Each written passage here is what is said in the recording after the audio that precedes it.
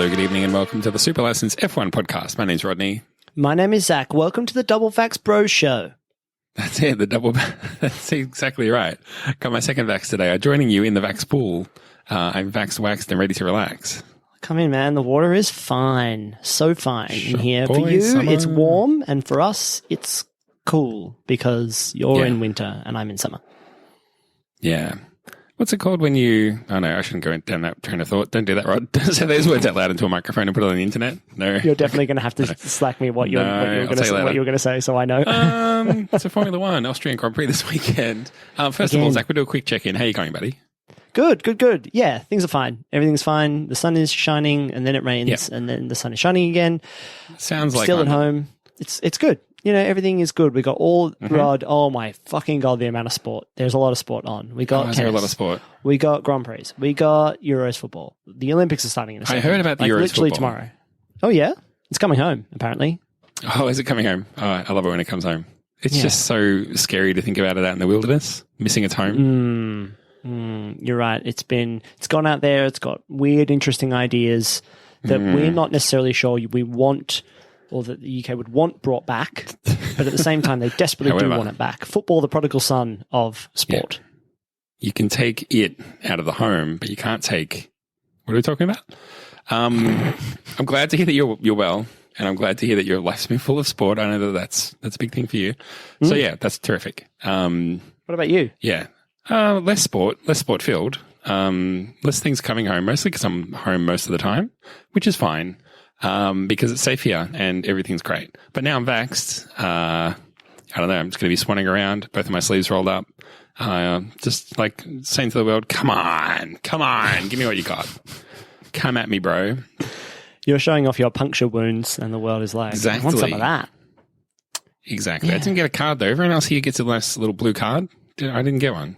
Apparently, like people were saying, like, you know, you get this card when you get your second vaccination and it's like, the sort of thing that you feel like you're going to have to take with you around all the time, but it's also a little bit too big to fit inside like a wallet. So it's like someone hasn't thought that through.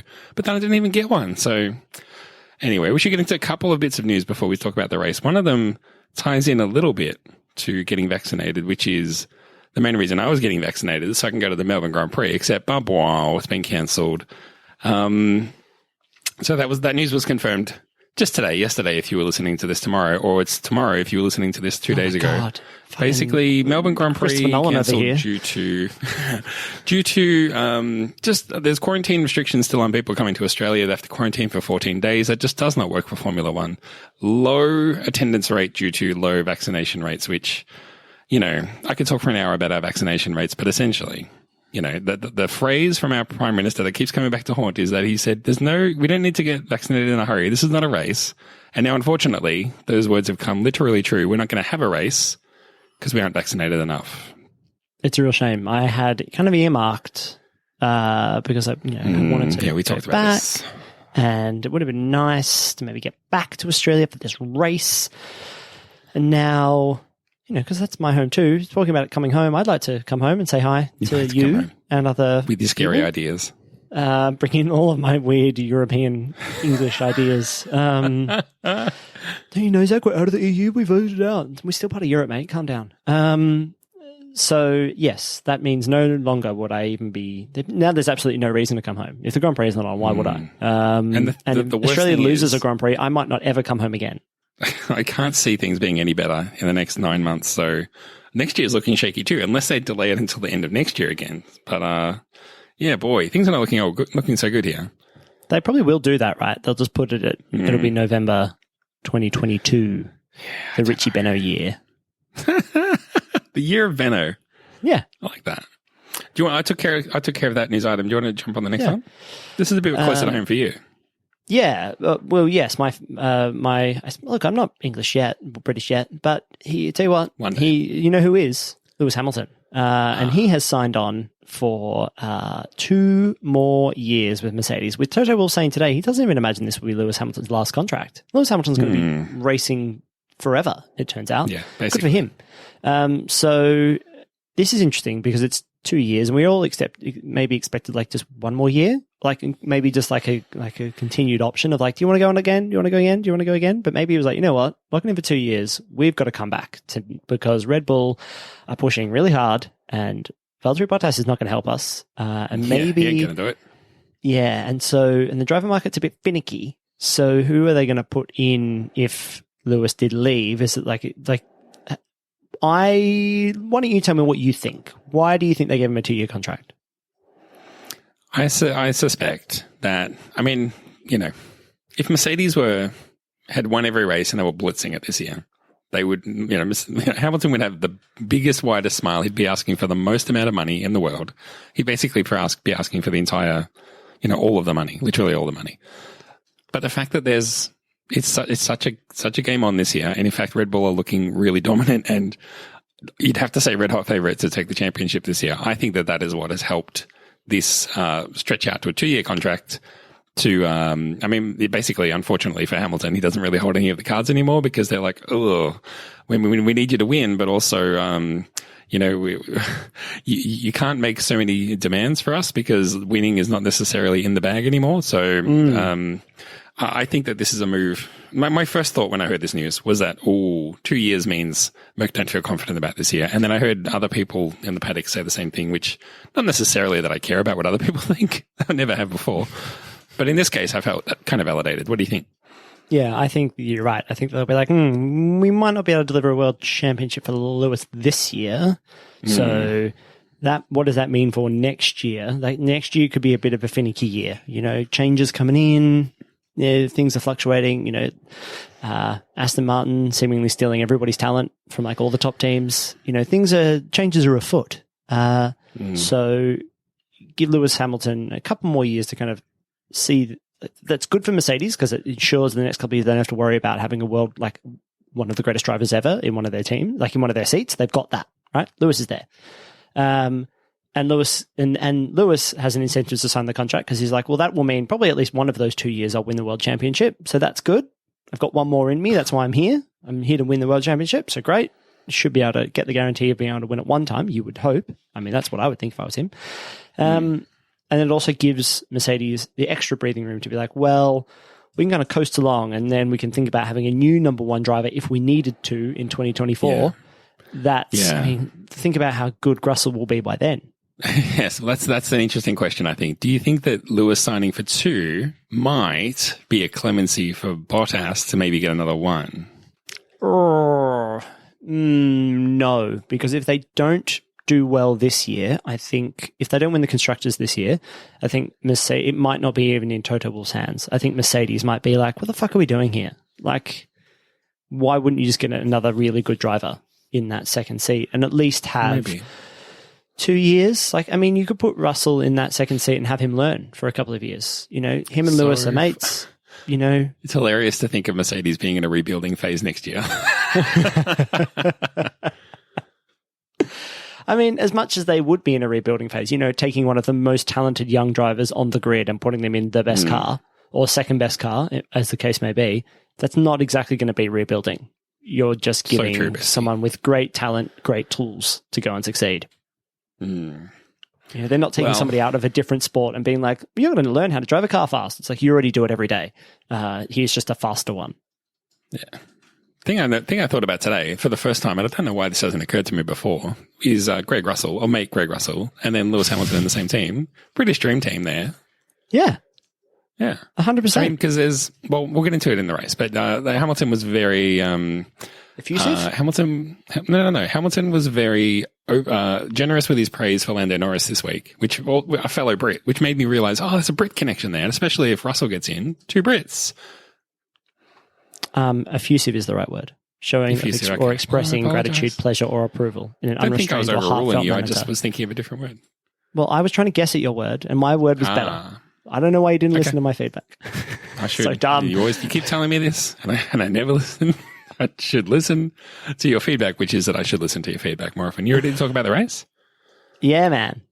Austrian Grand Prix. Here we go. Let us race a bit. I gave him space. Suck my balls, mate. Let's hurry up and get out of here. We've got a race to do. Austrian Grand Prix, Zach. Whose turn is it to do a 30-second record? Oh, shit, it's my turn. Okay. No worries. This is going to be great. Well, I guess. I mean, Hey, you usually ask me for some advice. Well, other than just listening to you, what word should I use? Give me a word that I have to work into the 30-second recap, and I'll do my best to work it in. Boundaries. Boundaries. Okay, no worries. You got it. I'll get this done in the first 5 seconds. Easy. I'll try and make it a little bit harder for myself. All right. I'll put 30 seconds. How many seconds should I put on the clock? I think we should go all 30. Put 30 seconds on the clock. Yeah. Yeah, that's good. I don't have to re-edit the thing. That's good. All right. Let's start the timer, and I'll try my best to recap the entire Austrian Grand Prix in 30 seconds. Here I go. Another nice easy victory for Verstappen at his home race for Red Bull, clearly pulling ahead in the championship. Behind him, though, oh boy, it was a whole mixed bag. We had a bunch of penalties handed out for different drivers who couldn't observe the boundaries of the racetrack, with Leclerc getting involved, Perez got involved, a few other people got involved. Throw the penalties around, I say. Penalties for everybody.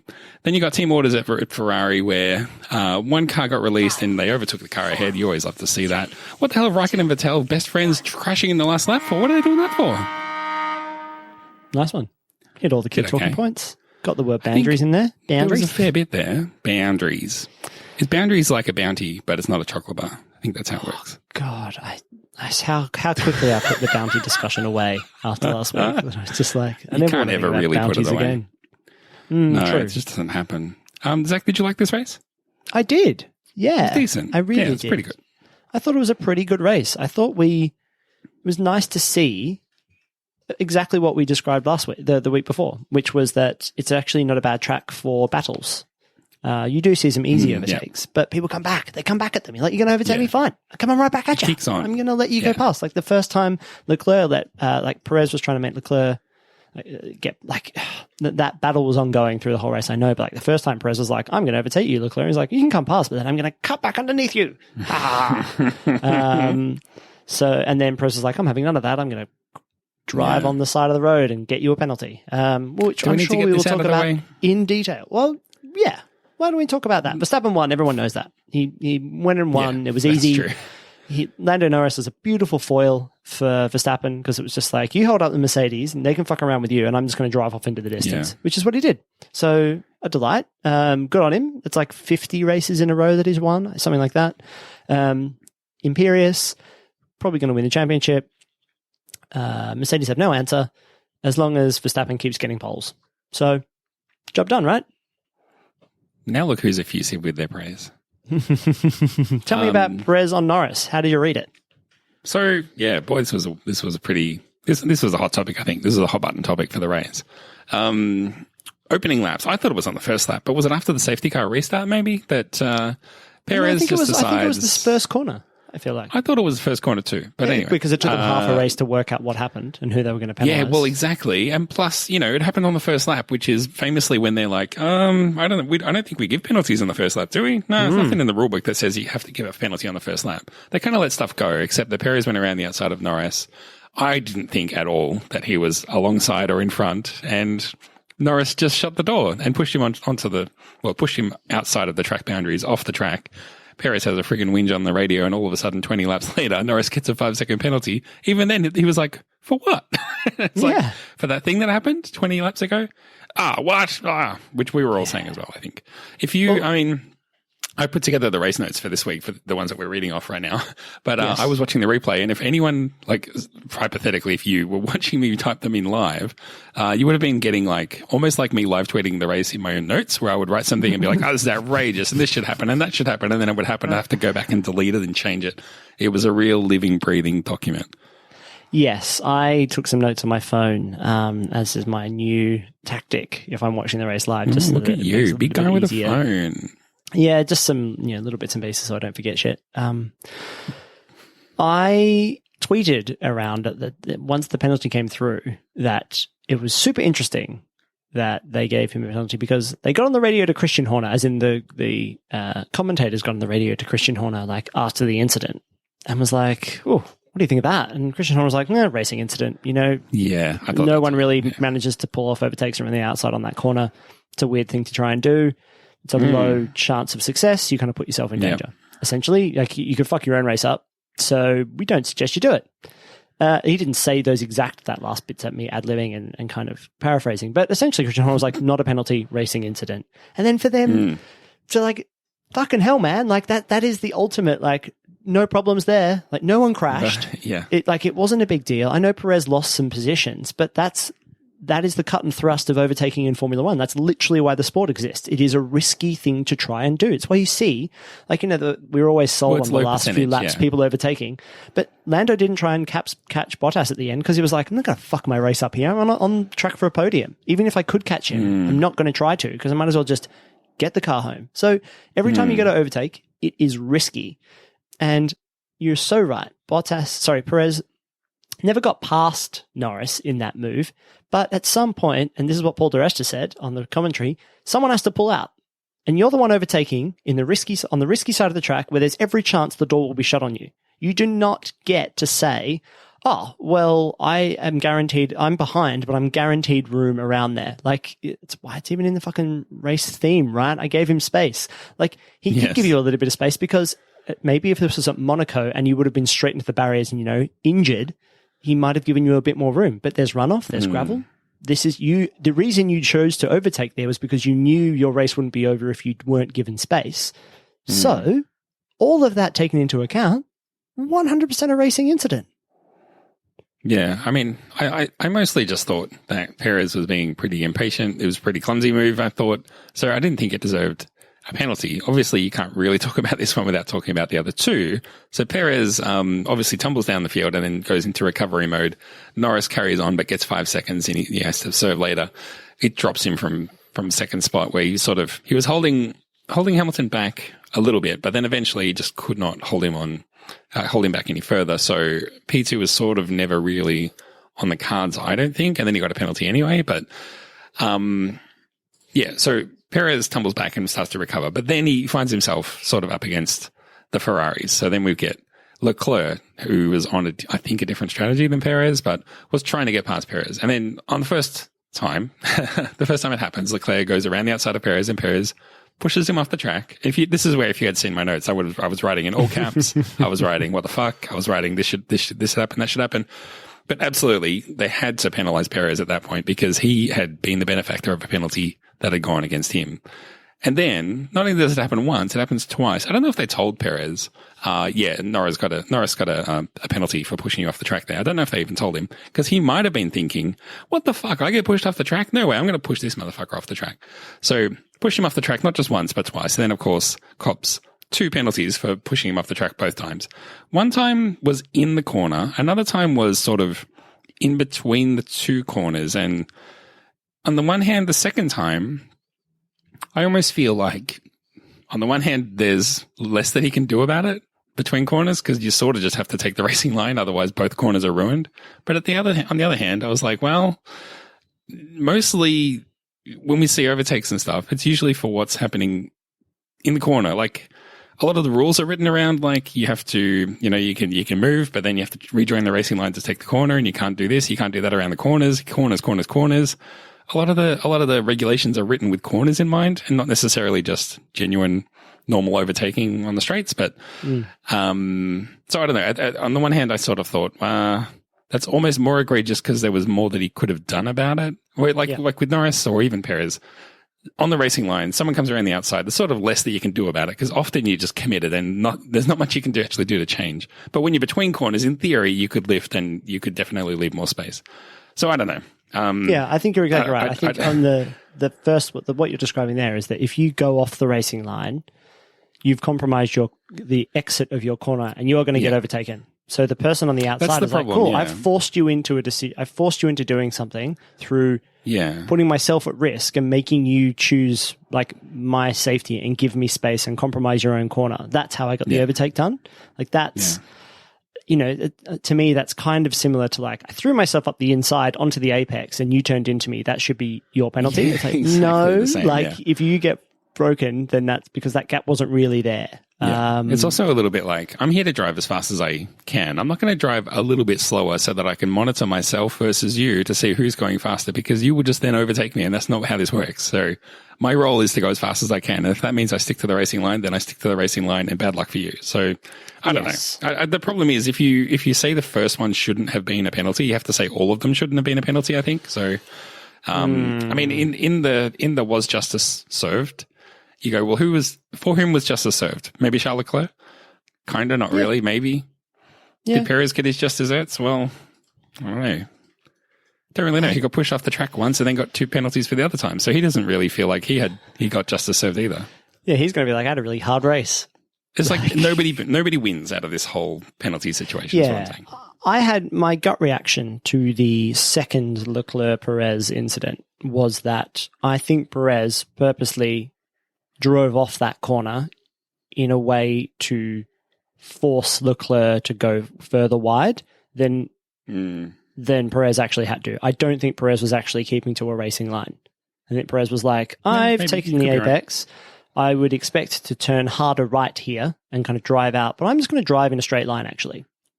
So I'm not turning into you. I'm just not turning away from you. I'm keeping the steering wheel straight. So I'm going to essentially just drive diagonally over to the other side of the track. And so you'll have nowhere to go.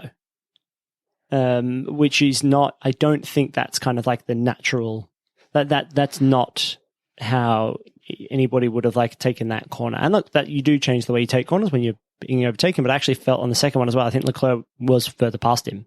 I actually think he had like his nose in front in that circumstance. So yeah, I almost felt like both times Leclerc was actually making the move work and Perez was freaking out and being like, I'm going to get overtaken. Fuck you.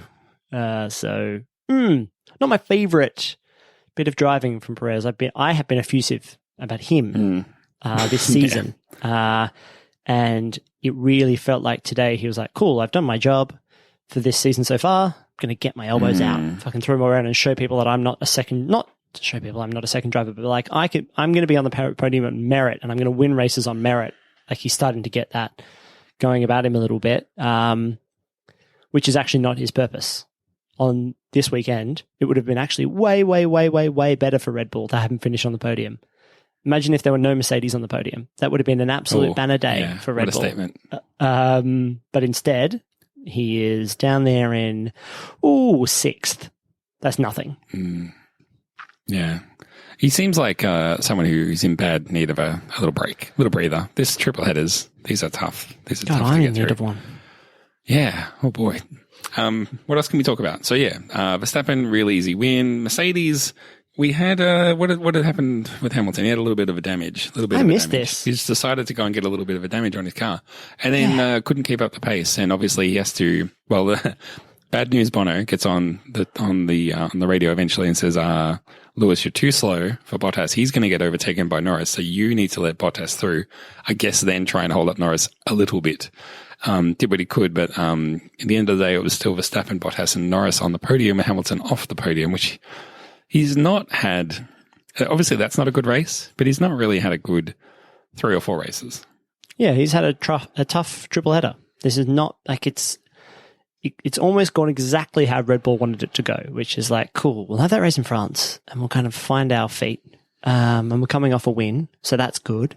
And then we'll go to our home race doubleheader. Where we're going to be super comfortable. We know the track super well. We've shaken off our demons of that last season. We should dominate this weekend. And they just did. Like even like going into this race, people are like, what's Mercedes even going to find here? And there was nothing to find. Like and like almost worse is that they seemed like Mercedes stood still and everybody else in the field also got a little bit better too. Like Williams got better. Ricardo got better at McLaren. Like they kind of sorted that setup out a little bit more. Ferrari got better. It seems like everybody's going forwards, and it's inconsistent because I kind of felt like, well, maybe not everybody, but it. I was going to point out one team that didn't do very good, but I'll let you finish your point, then I'll do that. Well, I mean, usually you can look at things like, oh well, when Mercedes brings engine upgrades, like all the Mercedes-powered teams get engine upgrades. And so I maybe expected a little bit more from like Aston Martin and those kinds of teams. But, when you're getting getting big pressure from one of your customer teams in McLaren, Lando Norris kind of, if not for a bit of bad luck, he would have been second this weekend. And that even surprised McLaren because early in the race, they're like, now you're racing. Now you got to do this stuff. Don't race too hard because you've got Pierre Gasly. He's the guy. And Norris is like, what the fuck do you mean? I could win this race. What are we talking about here? Shouldn't we be looking forwards instead of back? I felt like it kind of shook the McLaren team up a little bit. It was like, yeah, maybe he's right. Maybe we could do some stuff. And I genuinely feel like their thought process and their planning changed. And I think that is starting to happen for Ferrari as well, that they're like, you know what, this suits us. A little bit more quietly going about our business, getting our house in order, getting a bit better. And this triple head has been good for Ferrari too. It's just been bad for Lewis Hamilton. Yeah. Sorry. After the first phase of the season where Mercedes was winning most races and looking just in good form, I was pretty much like, yeah, well, I mean, Verstappen's won a few races here and there, but they were weird ones where there was like, it rained or it was Monaco or some other justification. But things have just completely flipped and Red Bull are absolutely blitzing it now. And even when Hamilton has a race like this where it's like, well, he might have finished second if his car wasn't broken. Like, yeah, okay. But he just wasn't on the pace. He didn't take pole. He wasn't even on the front row. So he just wasn't even threatening before any issues. So this is bad news because Red Bull has not usually been very good at the Red Bull Ring or Austria. And we're heading into Silverstone, which is the next race in 2 weeks, usually a track that Mercedes dominates at, but I don't think they'll be dominating this race. And this will be a true sign of how good Red Bull really are this year. Because if Red Bull show up at Silverstone and walk all over the top of Mercedes, Hamilton may as well kiss this year goodbye. Yeah, I agree. I think there's lots of threats. Now, I think that McLaren will also be looking at Silverstone being like, well, Daniel had a better race. Yeah, they'll be licking their lips. His car and going, well, they should be on par. I'm sure they would feel that way, right? Because this is what I meant by like, did McLaren get more out of the engine this week? No, it can't just be that. Like, do they just have a better chassis? Is the car better set up? Is their team running a little bit better? Have they got some advantages right now? The track suits their driver styles as well. Norris always does really well in Austria, but then Lewis always does really well in Silverstone. So I don't know. Yeah, but I wonder if that support and stuff will be a little bit more diversified between him and Russell and Lando. Like, it's not like there's just like the one great British hope now. Yeah. Like, Lando's the rising star that That's everyone's true. like, oh, but that Lando, he's just like amongst the people I know in the UK, just like well loved. Like, everyone likes Lando. Yeah. Everyone loves that story. He's beloved. But I mean, the thing is, like, I mean, we covered this a long time ago, but he used to be sort of the fun character in the grid. I guess like a bit like Daniel Ricciardo was, like a really likable, fun guy, but also can deliver on track. But now Norris has developed into that. He's the new Ricciardo, really. The fun, likable guy who's just got oodles of character, but then also shows up on race day, nearly takes pole, and then like challenges Hamilton, for position on the track. Really just impressive all around. There's plenty of other talking points we could get to. One that I wanted to get to was Aston Martin, because I noticed we're in a couple of the team, that you can get on their media email lists if you're, I don't know, quasi-journalists. And I'm on the Aston Martin one, and we got the race results. Here's Lance Stroll, started P9, finished P13. That's a change of -4 positions. Sebastian Vettel, grid start P11, result P17. That's a change of -6 positions. Really bad day for Aston Martin for seemingly no clear reason. Just wasn't on the pace. And then, like I say, Vettel and Raikkonen got into this weird scrap in the last lap, which looked like it was Raikkonen and Vettel fighting for a position, Vettel overtaking, and then doing the typical Vettel thing where he just sort of goes, well, the overtake is done. You're not going to get back in front of me, so I'm just going to drift across in front of you as if you're invisible, and we're just going to take each other out, and that'll be fun. Someone, I think it was Paul Di Resta, said, Vettel hasn't done anything wrong there. When you watch the onboards, he's just in front, and then boom, he's in the wall. But I mean, Kimi didn't really do anything wrong either, but he's probably not expecting one car to just drift right across in front of him for no reason. It just it's just smacked of lacking, like just being too many steps ahead of yourself and just not actually taking care of business the way business needs to be taken care of. Yeah, maybe both of them have better. Maybe they're like long-sighted or whatever it is. Maybe they're just not very good at the short distances. Vettel forgot how long short his car distances. was. What do you mean? Well, like, It just seemed like both of them just didn't even really know where their cars were. Yeah, that's what I mean. Like, just it was just sloppy. Two old guys too busy doing sloppy racing, thinking about what they're going to do after the race. Yeah, that's right. Or maybe Raikkonen was thinking back to when Vettel did that impersonation of him at an award ceremony. Yeah, it was funny though. Yeah, it was. But although, and again, triple header. I mean, who's going to feel it the most? The two of the oldest drivers on the grid, probably. Exactly. So, yeah, it was sloppy. It was crap. I think both teams would be annoyed at their drivers a little bit there. Oh, yeah, massively. So, yeah, at first glance, I didn't think Vettel had done too much wrong.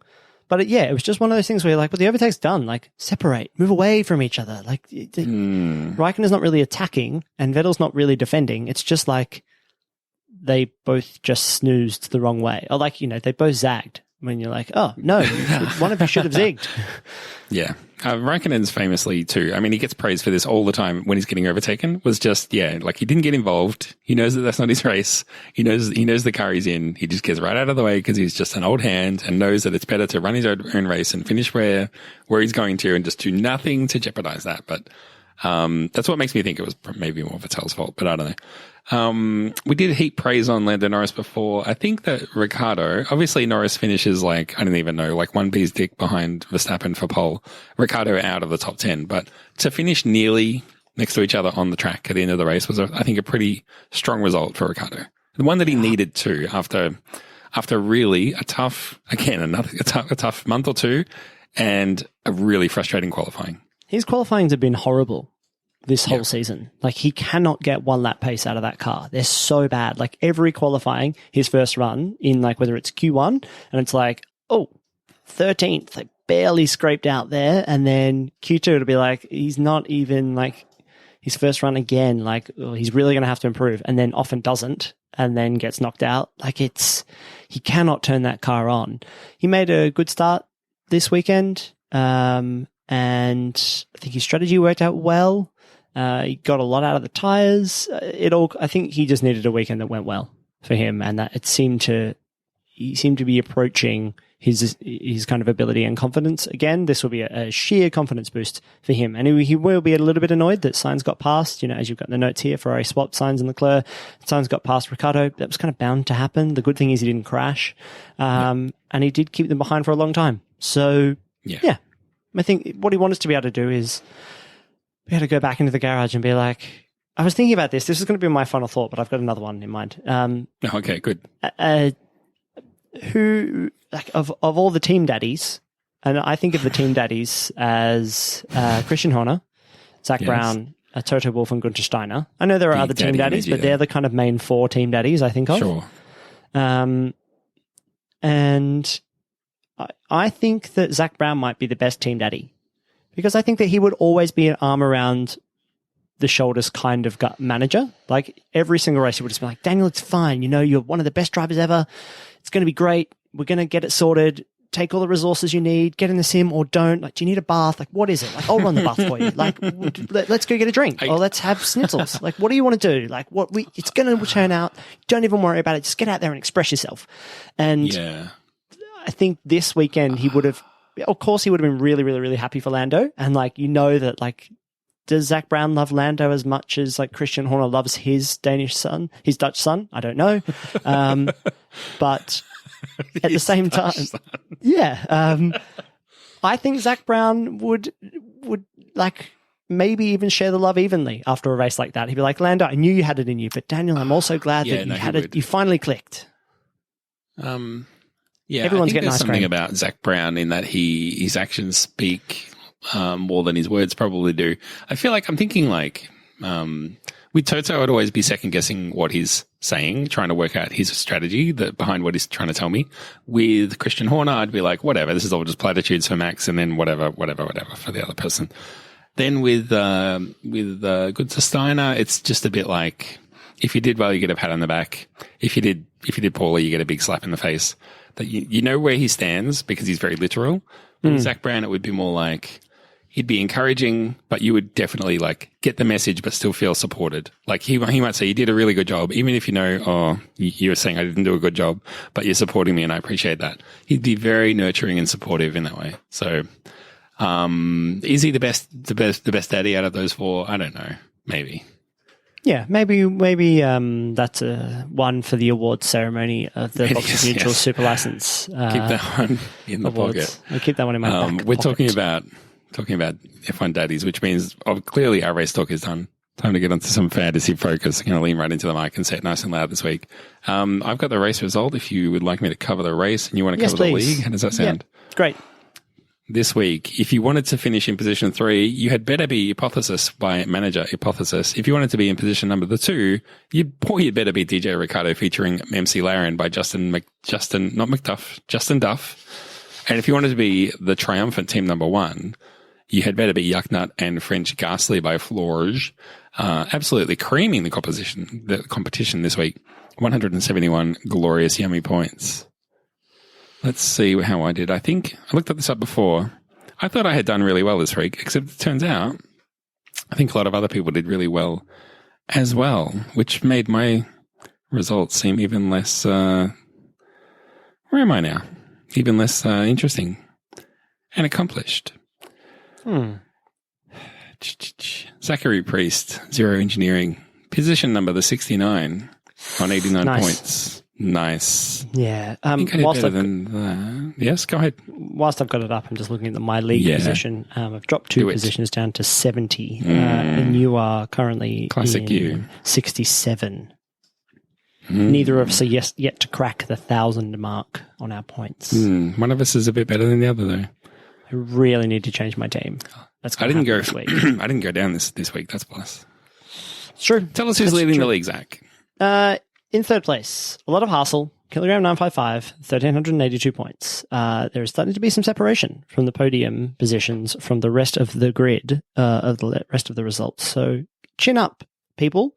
There's still some good movement down there.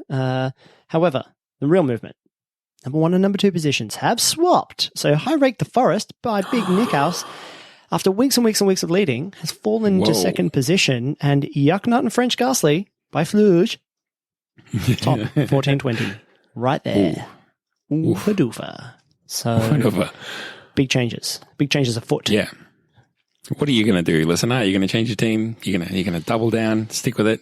You're going to put in Hamilton just for his home race? I don't know. It might be good. I feel like I've got the number 2 driver of every team that I put in. I think I have like Bottas, Ricardo, and Sonoda, and they are the number 2 everywhere. It's horrendous. I just need to swap. I need to completely rethink my strategy, and I think I'm going to do that. I'm going to go. I'm going to dump everyone and restructure. Just do what Contestano would do. Just tell them all they're crap. Tell them all they're fucking fired, and put in some good drivers. For fuck's sake, jeez. For fuck's sake, jeez. Should we get into a super quiz? Yes, please. We will accept a couple of questions. Should one only win one? Would one want to have won that one in round 1? Can you repeat the question? I hope you appreciate how crisp I was on that hit there, just to get that right in as you finish the word. Zach, it's your turn to hit me with a super quiz. So what have you cooked up for me, bro? Come on down. It's the Grand Prize is Right quiz. I could have guessed it. Typical, yeah, you could have guessed it. Yeah. I don't know why I thought this was fun. Every now and again, I go and look at F1 memorabilia, authorized recreations, all this kind of stuff. So I have gone to the website f1authentics.com, which you can go there yourself, Authentics, AUTHENTICS, or f1authentics.com. Not sponsored by them, but if they want to sponsor us, terrific. They specialize in, guess what, exactly? Authentic F1 goods. Bits and pieces. A lot of them are used F1 goods. Not all of them, but I have 6 F1 Authentics goods. I'm going to describe them to you in a moment. They've all got different prices. So this is the final round of Price is Right, when you are presented with all the things and you're going to have to order them Mastermind style or Price is Right style, of most expensive to least expensive. Then I'm going to tell you how many you got right. And I might even tell you if you've got some in the right positions. And then you're going to get another go. And you can rearrange some. How does that sound? This is fantastic. I'm literally going to get a pen and paper. I'm going to see what I can do. Terrific. So I get two chances. I get one chance and maybe a second chance. Is that Yeah, right? one chance and a second chance. You'll get two chances. All right, let's do Yeah. it. I feel like that's a fair amount of chances, right? Okay, great. Okay, so and I've luckily for me when I did this, I actually saved all the links to the thing, so I have full descriptions of all of them. So if you ever want any more detail, I can give more detail. Okay, I'm just going to give you the names to start with, and then we can get a little bit more detail as you go. Sorry for all the clicking that I'm sure people can hear in the background. Me clicking between all the tabs. I could use Control Tab like a hotkey, I suppose. Anyway, the first one is Rod.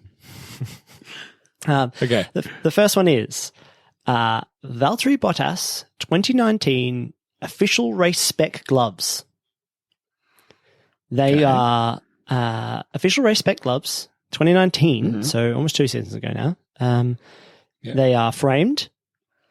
They have a certificate of authenticity. Does it say what race, if any, they were used in?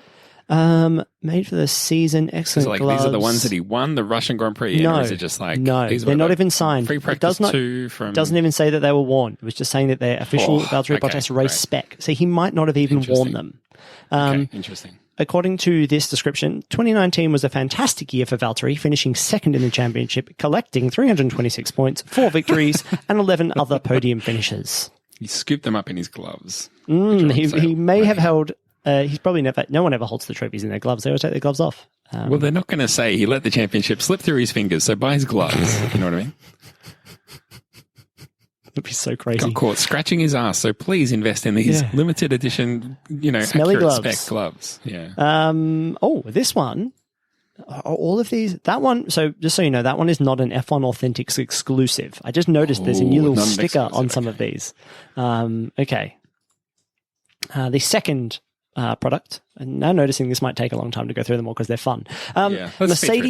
Mercedes skid block tablet holder. This is an iPad tablet holder or any tablet holder. The base is made from some of a Mercedes car skid block. Once attached to the underbelly of a Mercedes AMG Petronas Formula One team racing car. So Bottas's one. Racing the circuits of the world. If it was Hamilton's one, they would say the Hamilton's one. Yes, this is this is just Mercedes. Doesn't say. But it is from a skid block from cars that were racing circuits of the world at over 200 mph. That's fast. Man, that's real fast. Was that fast? Also known as the legality plank. The skid block is the mandatory attachment of the underside of Formula One TM car. It was introduced in 1994 as a safety improvement. Cool. Skip to the end. It doesn't say... This skid block, wait a second. This skid block was part of the MGP W05 car race by Lewis Hamilton and Nico Rosberg in the 2014 season. Ooh. This piece comes with a complete and authentic hologram. Love that. Yep. So there you go. Right. Very interesting. So that was the second thing. The third one. This is the Valtteri Bottas 2020 Mercedes AMG F1 W11 EQ Performance 1:18 scale model. Pre-order, so it's not even ready. Okay. Whoa. This is the Mercedes exclusive. car, exist. tiny little model. It's okay. And what it's year's car? This year. This year. That's why it's the 2020 Mercedes. So it's not even. Whoa. They're not finished. They're last year's. Man, their competitors would love to get their hands on that. This one isn't an exclusive, but yeah, it's tiny. What is this? A car for ants? But one, it's approximately 25 centimeters in length. And is this a car for my Dutch son? I like it when you play my jokes back to me. This mini version is an incredible way to pay homage to the reigning champions as well as multiple race winner Valtteri Bottas. That's more than one. The fourth item? This feels right. Okay. Fourth item. Oh, man. Charles Leclerc, 2018, front wheel rim table. So this is a front rear rim. Oh, I love rim. These are actually really nice. Put some glass on the top, turned it into a table. Yeah. It's not the one pictured because there's lots of damage and stuff that can happen to cars. This one, 2018, came from a Sauber. Okay. Okay, yeah. So this is not a Ferrari one. This is a Sauber one. No, 2018, Sauber. Right. It's F1 Authentics exclusive. Gotcha. They say they've got so many of them, they all look different. So this one's dinged up. Yeah, it could be. It's Mark Leclerc's debut season in Formula One, which proved paramount in him getting noticed by other teams. That's how I'd love to write the copy for these. It's been crafted into a table that would look fantastic in any F1 fan's lounge. This Leclerc wheel rim has been topped with glass so that you can rest your drink on it whilst you kick back and watch the races. I'm sure it could house any other, not too heavy thing as well, not just drinks. You could put perhaps a bowl of M&Ms or chips. Yeah. I'm sick of being too tense during the races. I really need something like this to help me relax. This one is a That's new the lifestyle item. I want to lead. This Are you is a ready for the product that I next can item, Rob? buy to enable that. Yeah, absolutely. Hit me. There's a new item, Sebastian Vettel 2021 bodywork in acrylic. So the photo here is of Sebastian Vettel in full race gear with his cap on, holding a little piece of acrylic that has a piece of the car's bodywork signed by him inside the acrylic. Signed. This is actually really interesting information. This is the stuff that I need. Thank you so much. Yes. Wow. It's a big broken part of the car. I wonder if they saw the cars up. They can't guarantee which part of the car it will be. And this is this doesn't say pre-order, so this could have been from the crash this weekend, as far as we know. Could have been. There's no way of knowing. Each piece is unique. You could ask him. You could ask him. Yeah, he's signing it. I don't think he signs it in front of you, though. Just so you know, Sebastian Vettel remains a popular driver on the grid and brings his skills and experience with him to the team. It's good to know. It's very good to know, right? Was that fifth? This is the last one, I want to say? Fifth. Yeah. Okay, here we go. Mercedes carbon fiber and dog ring desk tidy. So this is the thing you put pencils in. The picture of it looks like it's maybe at Monaco, sitting on someone's on a table. I don't know what the dog ring is. Race used dog ring. Dog ring. I guess that's it's like one of the insider names for something that's very technical and is part of the car, but it's got nothing to do with dogs or standard desk tidying machinations. No, it is a unique component design, measures 60 mil less than a standard dog ring, which allowed the team to run a shorter gear cluster, smaller gearbox, and therefore a selection of varied wheelbases during the races. I thought they might have done that. This is from 2012. Oh. Imagine how small those dog rings are now. Yeah, they're probably tiny. But you can put pens in this or anything you like. Yeah. So we have the dog ring thing, the pencil holder thing, desk tidy. We've got race gloves. We've got pieces of bodywork of Vettel's car. We've got the skid block tablet holder. We have the rim coffee table. And we have the authentic scale model car. Yeah, cool. All right. Not a problem. You can ask any questions. I'm just going to set the price, obviously. I'm just going to get straight into setting the order, and then you're going to tell me how right or wrong I am, because I might be right. You just never know. Yep. So let me just write down some numbers here, and I'll be right with you. I'll vamp for time. So yeah, do that. That's a good idea. Yeah. While I was looking at these things, there was lots of choices, and picking between different drivers is interesting because you can get bits of Fernando Alonso's car that he's signed. And it's amazing seeing I always like comparing how much people's you can get a Kimi Räikkönen hat that is framed in like a piece, like a bubble glass that you hang on the wall. Okay, weird. But it's signed. I don't have a bubble wall though, so. No, that's difficult, I know. But then I like seeing whose caps are worth more. I know you do. Yeah, so. I didn't think to make that the quiz this week. But lots more Valtteri Bottas stuff. I feel like maybe Lewis Hamilton doesn't lend his name to things as openly and as easily as Valtteri Bottas does. You never know. Maybe he gives them away to charity and stuff. Probably. All right, I've got an order. I've got an order ready here, so I'm ready to lay them on you. You tell me whether you want me to go cheapest to most expensive or the other way around, and then you can tell me how many I got right. Let's go the other way around. Let's go expensive to cheap. Most expensive. All right, I reckon tippy top is the Mercedes tablet holder. Okay. I reckon second position. I reckon is the Bottas gloves. Third position, the Leclerc wheel of table. Yep. Fourth position, the Vettel signed bodywork from 2021. Fifth position, the Mercedes dog ring tidy desk thing. And last position, the Bottas 1 to 18 scale model car from next year. How did I do? Let me have a quick look. I should have done this in an Excel spreadsheet or something. Oh, let's just run the numbers here. That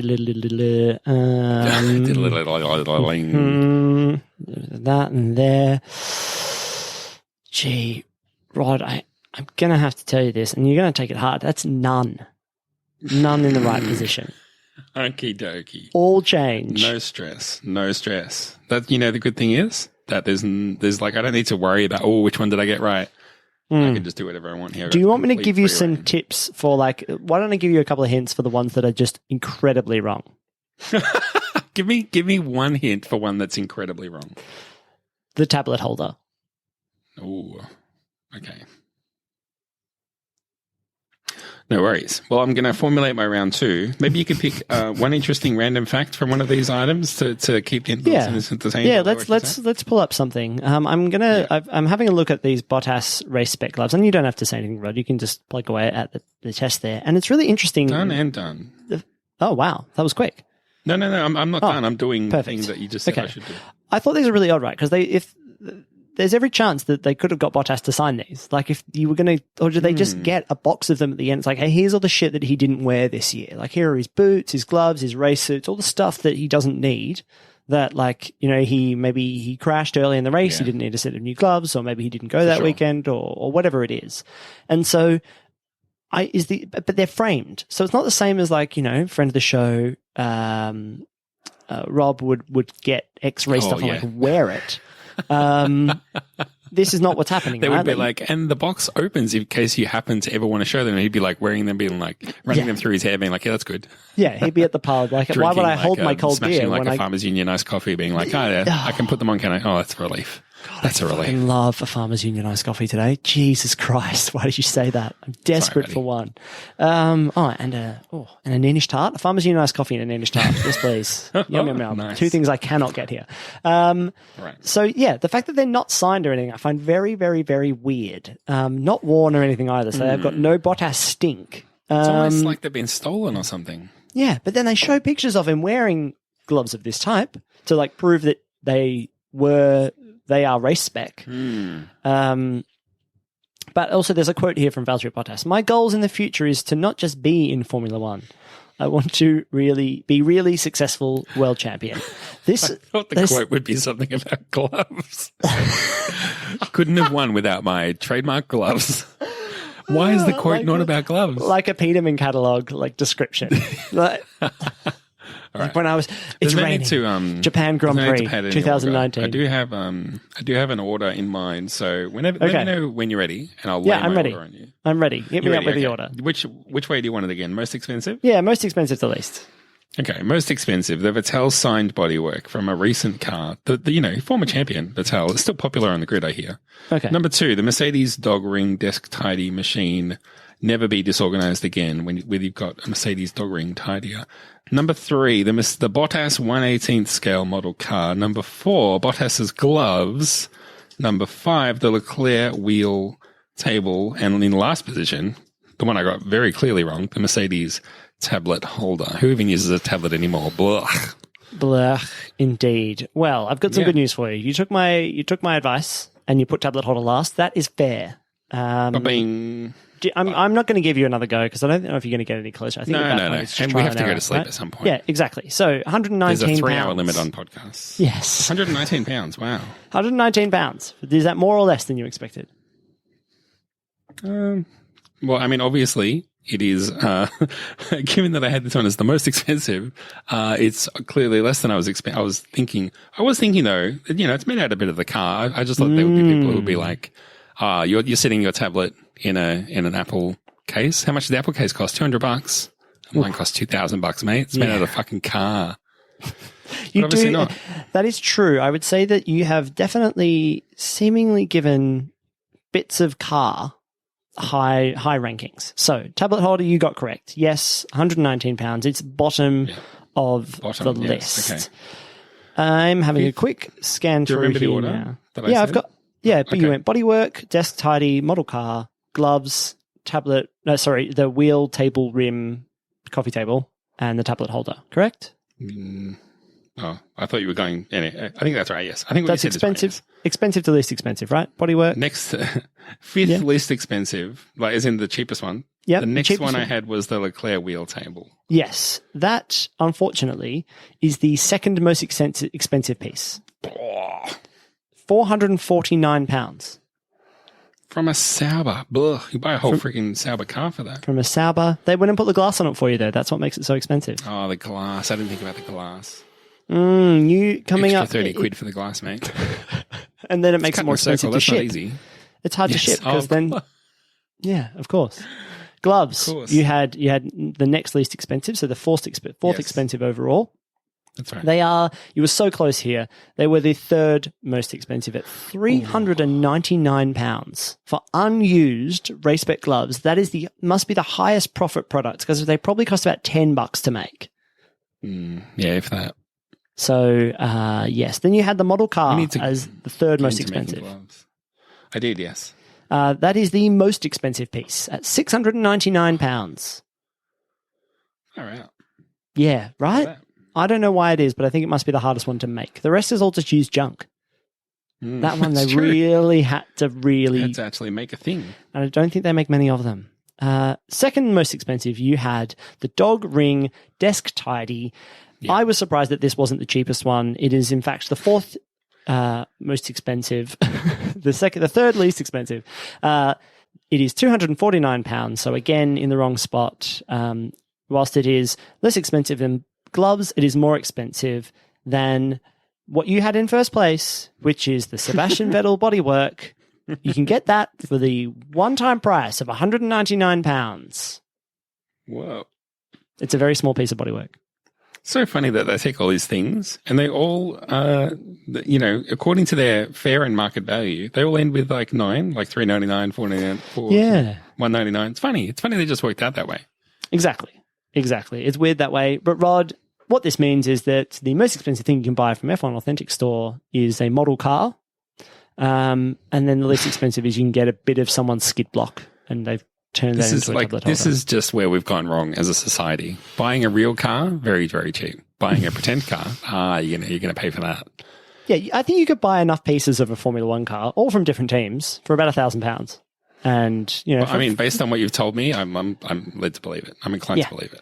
Yeah. So I might look at that price. I might get there were less expensive front wheel rim tables from older, crappier teams and drivers. They come with nice glass tires already fitted. So yeah, exactly. Next thing you know, you're hooning around. Hooting around. That's the Grand Prize is Right quiz. Outstanding. And I learnt that all of those things are available for sale, which is great. F1 Authentic and I'm sure you're not even hinting about a Christmas present or anything, which is great. No, okay. definitely not. Well, look, I wouldn't say I showered myself in glory, but I'm not ashamed either. 1 out of 6. Exactly. That's what I'm talking about. And you got to bite a cherry twice. Yes. I love that for me. Well, should we wrap up this little baby of an episode with a little final thought, Zach? Yeah, Aston Martin want to make their car more green, like I told them to at the start of the season. Too weirdly teal. It comes across as really dark. Did they say that they're going to do that? Yeah, I think they are. Oh, okay. Yeah. Good call for you. Otmar Safnauer or whatever was like, yeah, really. Come on, have another go. Otmar Safnauer. Otmar Safnauer, yes, good. There we go. I suppose, is he the Aston Martin daddy? Surely Lawrence Stroll is the Aston Martin daddy. Oh, yeah, 100%. He's very literally the daddy of one of the drivers. Yeah. Oh, yeah. He's an actual daddy. He's just like the weird neighbor. Yeah, that's true. So yeah, they're like, our car looks too much like the Mercedes on track. And I was like, yeah, because you use the fucking same teal as the Mercedes Don't you subscribe, bro? Teal thing. And then when it's dark and the light's not on it, it looks too dark like the Mercedes car. Yeah. Why didn't you just make it proper like forest green, like a green, like Jag green? Or even like an Aston Martin green. And they were like, yeah, where's up. That? It's going to be an interesting episode of Drive to Survive when he's got all the little color, like the card samples, holding them up against the, the air intake and stuff. They're called like chips. Aren't they just called sample cards? Are they called chips? They're called chips. Chits. You might be right. Chips? Delicious. Chips? Chits? Fish and chits? No. Taking the shit. Sound right. Anyway. You are. You got a final thought? Look, we're living in a new world. The pandemic has changed the world in ways that we didn't even think about. No one could have even foreseen it. One of the things that we have to do, especially in Melbourne, where it's just now come into force. You have to put your phone up and scan a QR code wherever you are. I'm sure that some people listening to this show, it's their job to go and stick them up somewhere. Here's my advice. Put them on windows, put them on walls, put them somewhere steady. One place you don't want to put them on is a sliding door where you stand there and you activate the sensor and the door moves. Because what happens then is as someone holds their phone up, they trigger the sensor, the door moves, and it becomes incredibly hard for me to scan the QR code multiple times. When the door moves to the right, you step to the right, try again. Just as it moves to the left, you step to the left, and then the same thing happens. Don't do it. if it's your job to put a QR code somewhere, don't put it on a sliding door, please. We're better Formula than this, One everyone. looked at how the Melbourne Grand Prix were going to put up their QR codes, and they went, if they can't fucking work that out, Can't even do it. What Yeah. chance do they have of creating and maintaining a bubble? Have it. Can't do it. That's a Mr. Bean So joke. that's Like that is that's some good physical comedy it right is. there. Oh, that's like recommission the series. I reckon. Get him out of retirement. I heard from someone, maybe this is a Reddit take, that it was like there's an entire generation of people now who only know Mr. Bean as animated. Huh. Yeah. Right. That they don't know that like there was a guy and like Rowan Atkins. It was a Rowan Atkinson character. They know an animated Mr. Bean. That's all they know. Gets a lot of play lately. I've noticed a lot of referencing. Like, I guess it was like big when it came out, and then it could seem to like, I don't know. It was almost like it came out. It was a little bit under the radar, but then it blew up like a year after they stopped making them, and it was huge. And then there was like a cringe factor for like 20 years, and now all of a sudden people are like, remember Mr. Bean? He was funny. I guess we're all looking for little simple comforts now, and we're all thinking back to Mr. Bean. Yeah, it seemed old when I was watching it as a kid. Like it felt a bit like watching Monty Python. You're like, I can see why this is funny, very much. but it's like old It's and old funny. grimy. It's I want my dad new funny. funny. Yeah, this is Yes, this is your dad's jokes. I want new funny. Yeah. I want. And you I listen just to know that podcasts now. Bean, you just know that Mr. Bean caused COVID somehow. Like he just did something. Yes, exactly. That would be like the last episode of the series. Accidentally dropped a bat in his soup, and I was like, As he's getting on the plane and flying away from wherever. Yeah, exactly. Yeah. The not bat's good. in his Don't do luggage. it. How did we get here? We can't end on that thought. We need something else. Drive to Looking Survive. Oh, hey, dude. I was going to say that. Yes, very well saved. Next week, there's no race. So we're going to be doing Drive to Survive. There's only 3 episodes left, I believe, for the season. So we're getting into the real juicy ones, the last of last year's action. And soon we'll be rounding off the series, which is fun to say. But tune in next week if you want to hear us talk over the top of Drive to Survive in our series that we call Dare to Swear. Dare to Swear. I'm looking forward to doing that with you. It's always a You're delight. going to be extra sweary next week? Yep, I'm going to be so sweary to make up for to match the tone of the show. Brilliant. That's the way I'm going to do it. I'm looking forward to. It's been long enough now since I watched that the first time around that I've forgotten what happened in the episode. Yes, so it'd be nice true. to watch it again. It'll feel like watching it for new. For new, Something of a surprise. New. Yeah, new. It'll be new funny. Yeah, it'll be new funny. The only kind of funny I'm interested in. Because we've got like 2 weekends until the Great British Grand Prix. Maybe by then football would have come home. Oh, I hope it does. Please tell me if it does, because I won't be paying any attention anywhere else. So I want the first words out of your mouth next time. As soon as it comes home and we record a show, I want an alert from you. It'll probably have to self-isolate if it comes home. Excellent. Fantastic. All right. Well, great joke. Until we dare to swear, we're going to go out on it. Stop stepping on the top of it. We're going to go out on that. Until next time, where we dare to swear, I will say, stay safe, Zach, stay safe, everybody, and we will talk to you then. Until then, my name's been Rod. My name's been Zach. You definitely go out on a good joke. Bye-bye. Bye-bye. Get vaccinated. Bye. Oh, yeah.